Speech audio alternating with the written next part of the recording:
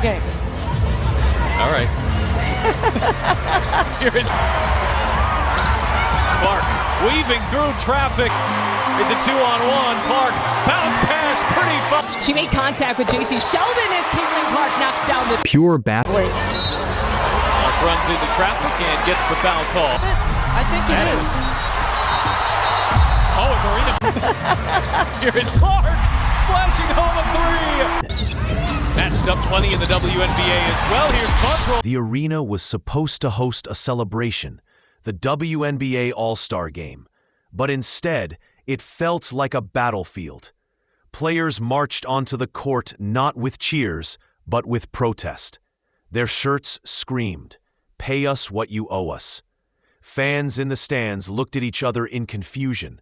Broadcasters scrambled for words, and within minutes, social media was on fire. Here was a league that has never turned a profit in its entire history.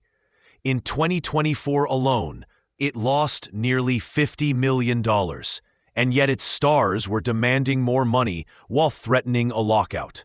To the average fan, it looked delusional. But here's the twist. Behind those shirts was a secret most people never knew.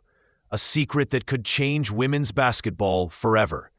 And before we peel this open, make sure to subscribe, because what comes next will challenge everything you thought you knew about the WNBA. Now picture this like a courtroom showdown.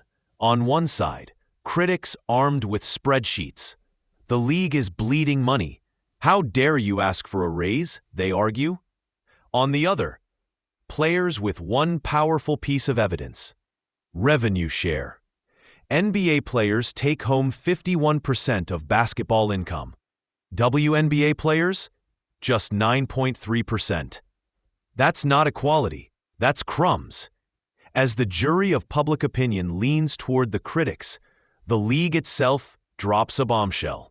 Beginning in 2025, the WNBA will sign a historic $2.2 billion TV deal, up from a measly $50 million annually. Simple math turns losses into profits. Owners cash in, franchises rise in value, and suddenly the unprofitable league narrative doesn't hold. Yet the players remain locked out of the windfall. And believe me, this was only the beginning. Now flashback to 1983. The NBA was crumbling. Teams were broke, profits were vanishing, and fans were walking away. Yet instead of cutting players, the league made a radical gamble. Give players 53% of revenue and bet on the future. That gamble transformed the NBA into a global empire. Fast forward to today. The WNBA players are asking for the same bet. But here's the twist. When the league offered to quadruple their salary cap, the women turned it down. Cameras caught the sound bites, pundits mocked them, and headlines branded them greedy. But what really happened? They weren't rejecting money. They were rejecting a system designed to keep them small. Their fight wasn't about salaries. It was about demanding the same gamble the NBA once got. And if you're still with me, don't go anywhere.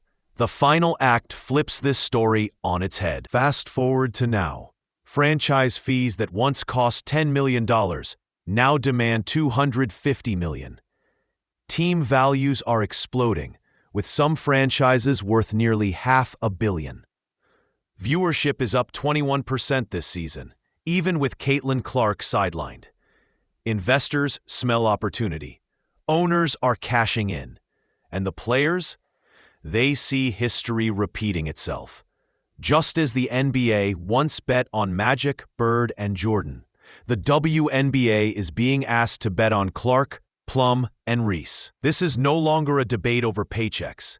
It's a battle over the league's future. If the WNBA says no, a lockout could torch its momentum. If they say yes, women's basketball could become the most profitable female sport in the world. The stakes couldn't be higher. So tell me, are these players reckless dreamers or visionaries forcing the league to face its destiny? Drop your thoughts in the comments. And if you love stories where sports, money, and power collide, hit that like button and subscribe, because this saga, it's only just beginning.